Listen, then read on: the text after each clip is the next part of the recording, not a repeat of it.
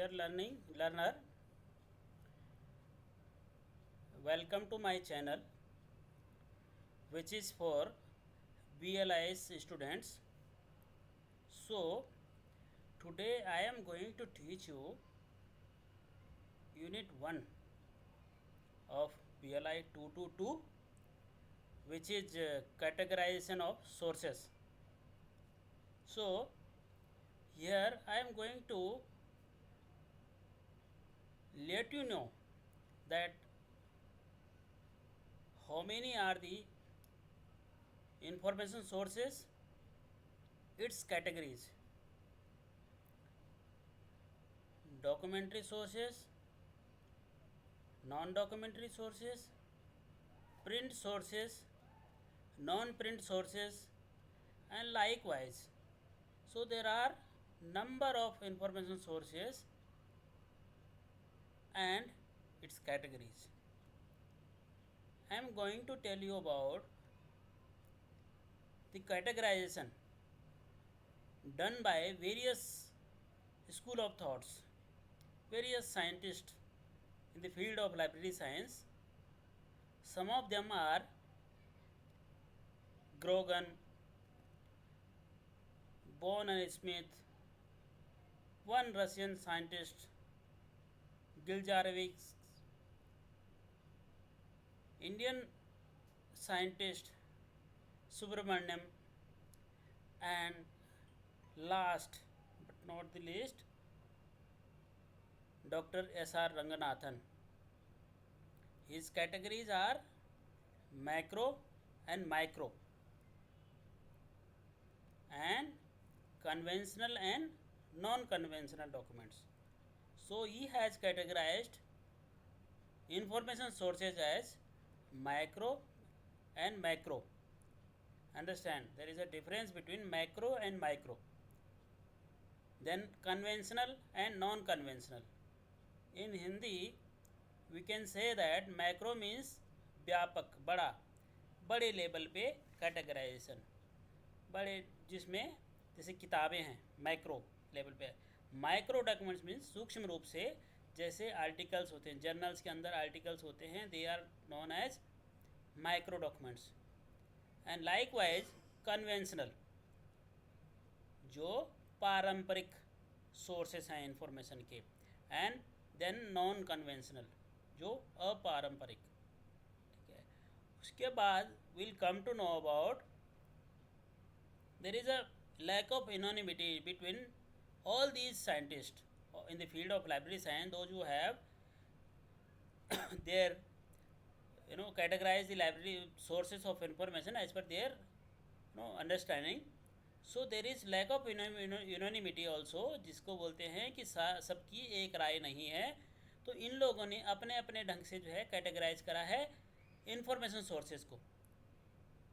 इनकी primary source में उनकी ग्रोगन ने अपने तरह से उसको कैटेगराइज करा, बोन एंड स्मिथ ने उसको अपने तरह से कैटेगराइज करा. इसी तरह जो रशियन साइंटिस्ट हैं whose name is little bit difficult to pronounce. So likewise Subramaniam has also categorized the information sources as per his own studies. S.R. Ranganathan Sahab, the father of library science, has categorized the information sources as macro and micro, conventional and non-conventional. तो इस तरह से हम इस chapter में unit 1 में ये सब पढ़ेंगे. ठीक है, अब क्या है कि information sources are many and varied since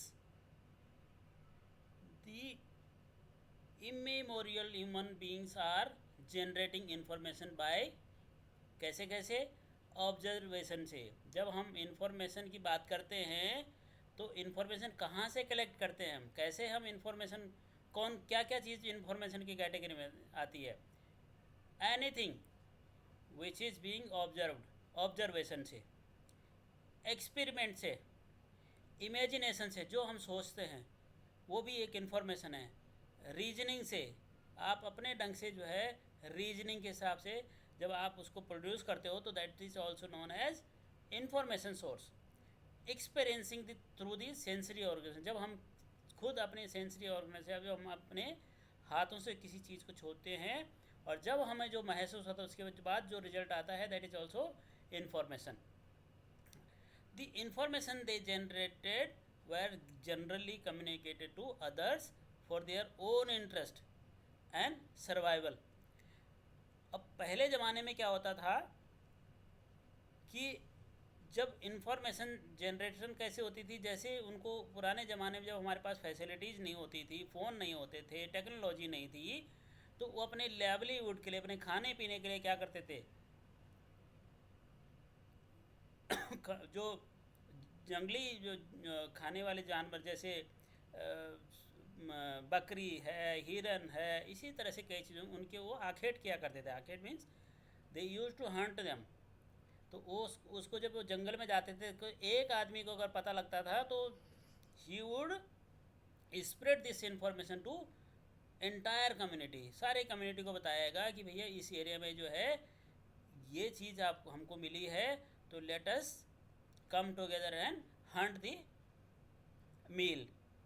तो वो सारे लोग जो इस तरह से जो इन्फॉर्मेशन जनरेट करते थे, उसके बाद जो बताते थे कि इस एरिया में ये पर्टिकुलर चीज़ है, उसको हमें अखेट करना है, उसको हंट करना है, तो उसके बाद वो इन्फॉर्मेशन स्प्रेड करते थे। This was the way of spreading, sending information to others. तो that ways the information was generated. ठीक है। तो इन दी long path of human progress, a time came when human started recording information by painting, carving on cave walls and stones। और पहले ज़माने में आपने देखा होगा, सुना होगा, पढ़ा होगा कि हमको कई सारी पाषाण चीज़ें मिली हैं, पत्थर मिले हैं, कई जगह आपने देखा मूर्तियाँ मिली हैं, है ना। तो वहाँ पे क्या हुआ, उन पे कार्विंग होती है, किसी के निशान बने हैं, देवी देवताओं के बने, या किसी और रिलीजन के उसमें फ़ोटोज़ बनी हैं, जिससे ये सिद्ध होता है कि ये पुराने ज़माने की जो है पेंटिंग है। उनको हम म्यूजियम्स में रखते हैं। ठीक है। तो वो क्या है, उसके बिहा पे हम एक गेस लगाते हैं कि ये कौन से समय की रही होगी, कौन से युग की रही होगी, है ना। तो this is a information source, this is a type of information, है ना। तो जो दीवालों पे, पत्थरों पे, है ना। तो gradually the media and methods of recording changed. अब धीरे धीरे क्या हुआ कि ये जो माध्यम है ये बदलता गया। अब जो है from cave walls and stones they advance to the clay tablets. उसके बाद क्या हुआ, थोड़ा सा परिवर्तन आया, थोड़ा एडवांस हुए, तो उन्होंने क्ले टेबलेट्स बनाए, पेपायरस बनाया।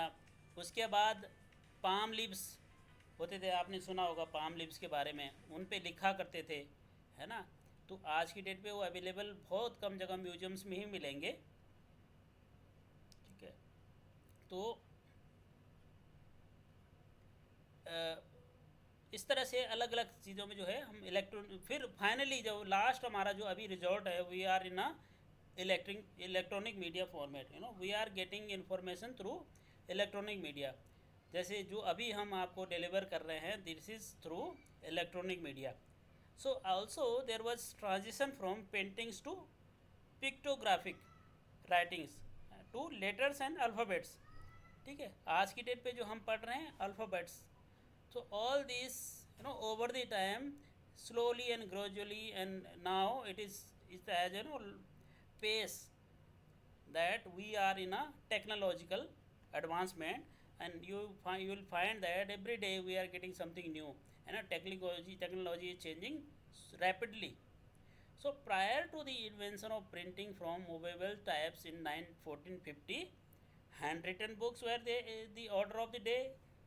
जब 1450 की बात करते हैं, सन 1450 की, उस समय क्या होती थी, हैंड रिटन किताबें होती थी। ठीक है। हाथों से लिखी हुई किताबें मिलेंगी आपको। आपने हमारे दादा परदादा, उनसे पुराने जो जनरेशन्स थी, हमारे जो फोर फादर थे, वो क्या करते थे, हाथों से लिखते थे।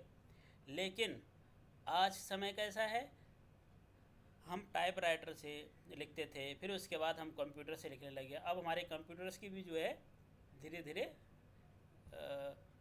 जो टेक्नोलॉजी वाइज हमारी टेक्नोलॉजी बढ़ती गई और हम जो है बहुत फास्ट उससे काम कर रहे हैं, हम टेक्नोलॉजी के हिसाब से एडवांसमेंट कर रहे हैं। So this change gave birth to variety of documentary sources, जैसे बुक्स, पम्पलेट्स, जर्नल्स, न्यूज़पेपर्स, जो आज देखते होंगे आप कि धीरे धीरे समय के साथ साथ जो है नई नई चीज़ें हमें मिलती हैं as a source of information. अब उसके बाद अब लाइब्रेरीज हैं और यूनिवर्सिटीज़ हैं, ये सबसे बड़ा माध्यम थे इंफॉर्मेशन का। इंफॉर्मेशन सोर्स जो है किसके माध्यम से सबसे ज़्यादा स्प्रेड किया जाता है, लाइब्रेरीज़ के थ्रू।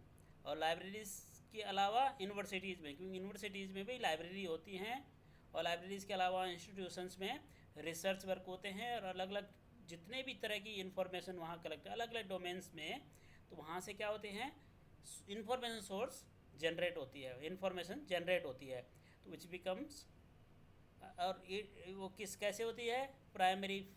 उसमें अगर फर्स्ट हैंड कोई इन्फॉर्मेशन मिलती है तो that is non as a primary, मतलब रॉ फॉर्म में, रॉ फॉर्मेट में। उसके बाद जब उसको और क्लासीफाई करते हैं, उसको ऑर्डर में लाते हैं, देन इट बिकम सेकेंडरी। ठीक है, उसके बाद जब उसको बिब्लियोग्राफिकल फॉर्म में लाते हैं, बिब्लियोग्राफी बनाते हैं, फिर हो जाता है tertiary. So there are 3 types of sources, primary, secondary and tertiary sources. तो यहाँ हम बात करते हैं इंफॉर्मेशन सोर्सेस की, उसकी कैटेगरीज की। तो from the introduction which I gave you, we have got a fair idea, एक आइडिया मिल गया हमें कि अलग अलग टाइप ऑफ सोर्सेस को, जैसे डॉक्यूमेंट्री था, नॉन डॉक्यूमेंट्री है, प्रिंट है, नॉन प्रिंट है, पब्लिश्ड है, अनपब्लिश्ड हैं, मैक्रो हैं, माइक्रो हैं, कन्वेंशनल है, नॉन कन्वेंशनल है। तो इनको हम कैसे कैसे जो है डिवाइड करेंगे, इनको सब डिवाइड करेंगे। डिवाइड के बाद एक हमने कैटेगरी बनाई, फिर उसके बाद सब कैटेगरी बनाई, जिससे कि हमें पता लगेगा कि प्राइमरी सोर्स कौन सी है, सेकेंडरी सोर्स कौन सी है, टर्सरी सोर्स कौन सी है। ठीक है, तो इसके अलावा उसी तरह से हम जो है अब देखते हैं, अब बात करते हैं डॉक्यूमेंट्री सोर्सेज की। What is documentary sources, what are documentary sources? So all sources in the form of documents are documentary sources. I repeat, all sources in the form of documents are documentary sources. The term document, जो जिसको हम document बोलते हैं, कि धीरे धीरे document का जो टर्म है वो उसमें बहुत ज़्यादा इम्प्रूवमेंट आया, बहुत ज़्यादा चेंजेस आए उसमें। ठीक है, पहले जो डॉक्यूमेंट बोला जाता है उसको हमने बहुत आगे ले गए हैं, जो अब जिसको हम बोलते हैं books, periodicals, manuscripts, video tapes, computer files and databases, ये सारे क्या हैं, डॉक्यूमेंट्री सोर्सेज हैं। ठीक है, और ये इसी तरह से इसकी हमने फिर सब फील्ड बनाई हैं। जैसे बुक्स के अंदर क्या आता है, treatise, monographs, text books, reference books. आपने सुना होगा लाइब्रेरी में टेक्स्ट बुक्स होती हैं जो बोरोइंग के काम आती हैं, सर्कुलेशन में चलती हैं, कि आप आए आपने बोरो करी, लेकिन reference books can not be issued. तो this is documentary source which came from this books, है ना। तो ट्रीटीज हो गई, संधियाँ, मोनोग्राफ्स हो गए। उसके अलावा है मैन्यूस्क्रिप्ट्स जो हैंड रिटन होती हैं, पीरियोडिकल्स, जर्नल, जो पीरियड जर्नल्स, मैगजीन्स, ये सारे पीरियोडिकल्स में आते हैं। पेटेंट्स, जब हम कोई नया ईजाद करते हैं किसी चीज़ का, तो उसका पेटेंट कराना होता है, जिससे कि उसको दूसरा कोई उसको कॉपी ना कर पाए। तो हमारे नाम पे अगर हमने कोई चीज़ नई इन्वेंशन करी है तो that should be in our name, and same cannot be replicated, means nobody can copy it. So these are known as patents, standards, thesis, conference documents, souvenirs, page scripts, reports में दो तरह की हैं, technical है और administrative है, और trip articles में हैं, ठीक है। उसकी इसी तरह से बहुत सारे सोर्स जो है डॉक्यूमेंट्री सोर्सेज में आते हैं। जैसे लेटर्स हो गए, जो चिट्ठियाँ हम लिखते हैं या ऑफिशियल कॉन्वर्सेशन करते, कम्युनिकेशन करते हैं, वो लेटर्स भी डॉक्यूमेंट की कैटेगरी है। तो सारी चीज़ें डॉक्यूमेंट्री सोर्सेज हैं। बुक्स के अंडर में 3-4 कैटेगरीज हैं, treatise, monograph, text books, reference books, manuscripts हों, पीरियोडिकल्स हों, पेटेंट्स हों, स्टैंडर्ड्स हों, थीसिस हों, कॉन्फ्रेंस डॉक्यूमेंट्स हों, सोवेनियर्स हों, है ना, ये सारे क्या है डॉक्यूमेंट्री सोर्सेज हैं, ठीक है। इसी तरह से उसमें डॉक्यूमेंट्री सोर्सेज में है ऑफिस फाइल्स भी हैं, CD रोम्स रिकॉर्डिंग्स है, ठीक है, वीडियो रिकॉर्डिंग्स हो, डेटा बेसेस हो गए, कंप्यूटर फाइल्स हैं, लेबोरेटरी नोटबुक्स हैं। तो all these are documentary sources. Now what is non documentary sources? Non documentary sources are humans, मतलब हम लोग, ऑर्गेनाइजेशंस जैसे यूनिवर्सिटीज़, संस्थाएं जिसको बोलते हैं, and world wide web, WWW जिसको हम शॉर्ट में बोलते हैं। अब ह्यूमंस में देख लीजिए क्या क्या हैं। Information professionals, consultants, experts, resource persons, extension workers, representatives of firms, technological gatekeepers, individual colleges and common man. ये अब इसमें जो है इंफॉर्मेशन प्रोफेशनल्स मीन्स हम लाइब्रेरी प्रोफेशनल्स, आप अपने आप को ह्यूमंस की कैटेगरी, नॉन डॉक्यूमेंट्री सोर्सेज की कैटेगरी में ले सकते हैं। उसमें कंसल्टेंट्स हैं जो किसी को सलाह देते हैं, किसी पर्टिकुलर जो अपने अपने स्पेशलाइज अपने अपने डोमेन्स में जो लोग कंसल्टेंसी देते हैं, वो किसी भी डोमेन का हो सकता है, लाइब्रेरी साइंस का हो सकता है, मेडिसिन का हो सकता है, इंजीनियरिंग फील्ड का हो सकता है। इसी तरह से एक्सपर्ट्स हैं, जब आप किसी फील्ड में महारत हासिल कर देते हैं तो वो ही and she is non as a expert, तो वो एक्सपर्ट की कैटेगरी में आता है। वो ऑल्सो इज ऑल्सो ही और सी ऑल्सो ही is comes under non documentary sources, ठीक है। इसी तरह से रिसोर्स पर्सनस हो गए, एक्सटेंशन वर्कर्स हो गए, रिप्रेजेंटेटिव ऑफ फर्म्स हो गए, टेक्नोलॉजिकल गेटकीपर्स हो गए, इंडिविजुअल कॉलेजेस हो गए, है ना। तो ये सारे, उसके बाद हैं ऑर्गेनाइजेशन जैसे इंटरनेशनल एजेंसी, गवर्नमेंट मिनिस्ट्रीज और इट्स डिपार्टमेंट्स, ठीक है, जैसे मिनिस्ट्री ऑफ हेल्थ हो गया, मिनिस्ट्री ऑफ कॉमर्स हो गया, मिनिस्ट्री ऑफ HRD हो गया। ये सारे क्या हैं नॉन डॉक्यूमेंट्री सोर्सेज में। जैसे R&D ऑफिस हो गए, रिसर्च एंड डेवलपमेंट ऑर्गेनाइजेशंस हो गए, एकेडमिक इंस्टीट्यूशंस हो गए जैसे यूनिवर्सिटीज़ हो गई, सोसाइटीज़ है, पब्लिशिंग हाउसेज हैं, प्रेस है, ब्रॉडकास्टिंग हाउसेज हैं, जैसे रेडियो चैनल हो गए, ये सब हैं, है ना। जैसे BBC लंदन हो गया या ऑल इंडिया रिपोर्ट रेडियो हो गया, सारे क्या हैं ऑर्गेनाइजेशंस हैं, ठीक है। म्यूजियम्स हो गए, आर्काइव्स हो गए, एग्जीबिशंस हो गई, ट्रेड फेयर्स हो गए, डेटाबेस वेंडर्स हो गए, है ना, information analysis centres, referral centres. उसके बाद ये आ गया WWW, वर्ल्ड वाइड वेब, ठीक है। इसकी कैटेगरी में प्रिंट सोर्सेज हैं। All sources that are in print form are print sources. जो भी सोर्सेज प्रिंट फॉर्म में अवेलेबल हैं दे आर प्रिंट सोर्सेज। उनके कुछ एग्जांपल हैं books, periodicals, standards, conference documents, souvenirs, page scripts, reports, articles etcetera, ठीक है। नॉन प्रिंट सोर्सेज में आते हैं मैन्युस्क्रिप्ट्स जो हैंड रिटन होती हैं, ठीक है, या टाइप्ड होती हैं, वो सारे के हैं नॉन प्रिंट सोर्सेज में होते हैं। Thesis, project reports, diaries, letters, office files, laboratory notebooks, ये सारे क्या हैं नॉन प्रिंट सोर्सेज हैं। उसके बाद आ गया पब्लिश सोर्सेज। पब्लिश सोर्सेज में क्या क्या हैं, बुक्स हो गया, पीरियोडिकल्स हो गए, पेटेंट्स हो गए, स्टैंडर्ड्स हो गया, ये सारे पब्लिश्ड फॉर्म में। सोवेनियर्स हो गए, ठीक है। अनपब्लिश्ड में क्या क्या हैं, जैसे मैन्युस्क्रिप्ट्स हो गए, थीसिस हो गए, प्रोजेक्ट रिपोर्ट्स हो गए, ठीक है। अब बात आती है प्राइमरी सोर्स की। What is primary source?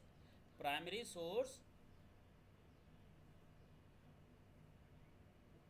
is a source will be considered as primary source in case it carries newly generated information। अगर जैसे मैंने सबसे पहले बोला था, अगर उसने फर्स्ट टाइम इंफॉर्मेशन कलेक्ट करी है तो that is known as a primary source, जिसको हम ओरिजिनल वर्क ही बोलते हैं। जैसे हम पहली बार जो हमारा दिमाग में जो आइडिया आया उसको हमने रिसर्च के फॉर्म में अगर तैयार करा है तो that is a primary source.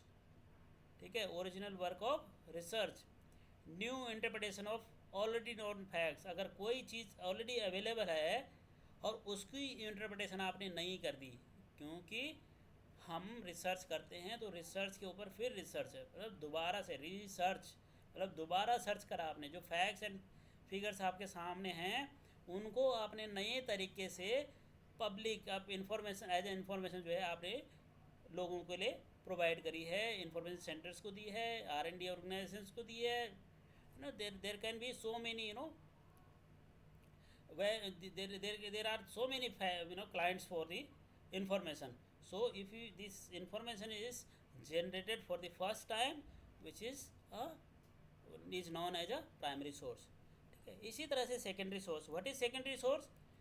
A source which is more or less completely dependent on primary source. Secondary source है जिसको हम ये बोल सकते हैं कि प्राइमरी सोर्स को हमने रेफरेंस मान करके उसको कंपाइल करा है, उसको रेफरेंस मान करके ऑलरेडी जो सोर्स अवेलेबल है उसको हम सेकेंडरी मतलब एक क्या करते हैं, उसका एग्जिस्टेंस ऑलरेडी है।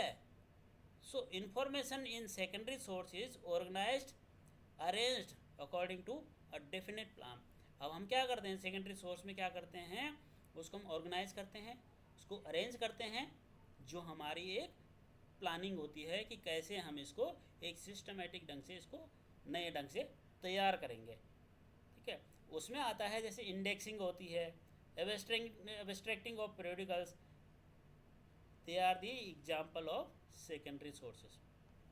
ठीक है, अब आती है बात tertiary. What is tertiary sources?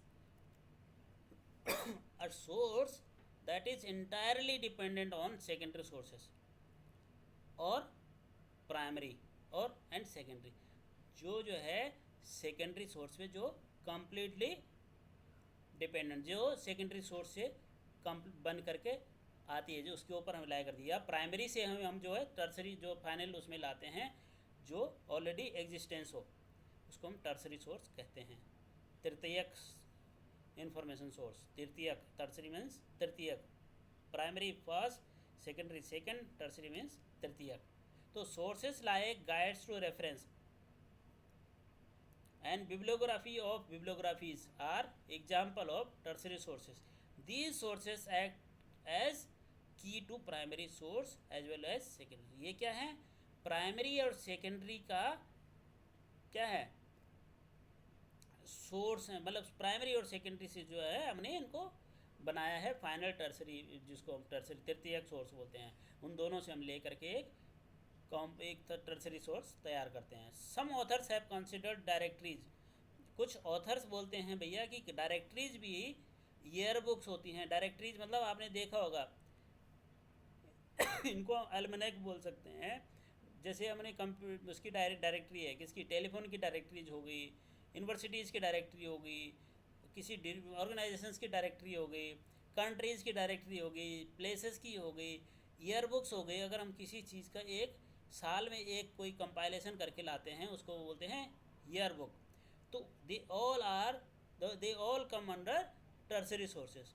So tertiary source as they help the searcher in using primary and secondary sources. They are sources like directory of ongoing research projects. जो आपका चल रहा रिसर्च वर्क चल रहा होता है तो they all are which are placed under tertiary sources. For such publication, data is directly gathered from scientists. As such, they deserve to be placed under primary source. Why such publication have been placed under tertiary sources is still not clear. ठीक है, तो इस तरह से जो है हम अब बात करते हैं मैक्रो एंड माइक्रो। तो Ranganathan, doctor SR Ranganathan, the father of library science in India, उन्होंने एक आइडिया जनरेट करा, एक आइडिया बनाया, आइडिया उन्होंने जनरेट करा है कि हम जो है सोर्स ऑफ इंफॉर्मेशन को कैसे रखेंगे, कैटेगराइज करेंगे मैक्रो लेवल पे और माइक्रो लेवल पे। ठीक है, जैसे उन्होंने बोला किताब को, बुक को उन्होंने मैक्रो सोर्स मांगा, मैक्रो डॉक्यूमेंट माना। ठीक है, जिसमें माइक्रो थॉट्स होते हैं, माइक्रो मतलब सूक्ष्म विचार जिसमें होते हैं, जैसे जर्नल्स को आप पढ़ेंगे देखेंगे तो पता लगेगा, उसमें कंट्रीब्यूशन होता है अलग अलग रिसर्चर्स का। ठीक है, अलग अलग तरह के उसमें लोग ऑथर्स होते हैं। अगर इंटरनेशनल जर्नल है तो इंटरनेशनल नेशनल सारे लोग, अगर जैसे international journal on library sciences, तो उसमें क्या होता है, इंटरनेशनल जितने भी ऑथर्स होते हैं, नेशनल हमारे इंडिया अब्रॉड के सारे, उसका एक कंपाइलेशन होता है आर्टिकल्स का, तो they come under micro documents. ठीक है, उनको बोलते हैं micro document. So it is to be noted that documents in micro forms are not always micro documents. ठीक है, जैसे माइक्रो डॉक्यूमेंट से क्या हो सकता है, हम एक बुक भी बना सकते हैं। और मैक्रो डॉक्यूमेंट और जर्नल आर्टिकल, अब माइक्रो डॉक्यूमेंट एक जर्नल का आर्टिकल जो है उसको क्या बोला जाता है, माइक्रो डॉक्यूमेंट, और बुक को क्या बोला जाता है, मैक्रो डॉक्यूमेंट। इसी तरह से एस आर रंगनाथन साहब ने डॉक्यूमेंट्स को बोला है, दो श्रेणी में बांटा है, conventional and non conventional sources. ठीक है, Ranganathan term document such as books printed on paper as conventional. जो भी डॉक्यूमेंट बुक्स के फॉर्म में, प्रिंटेड फॉर्म में होगा, which is non as conventional, उसको बोला पारंपरिक सोर्स ऑफ इंफॉर्मेशन। और दूसरा है क्या, माइक्रोफिल्म, रेप्रोग्राफ, उनको बोला है non conventional source of information. ठीक है, तो ये आज यहीं पर इसको ख़त्म करते हैं। सो होप आपको ये समझ में आया होगा। अब अगली वीडियो में आपको categorisation of sources by various scientist in the field of library science, I will let you know how this school of thoughts has categorized the source of information. Okay, so let us wind up here. Thank you.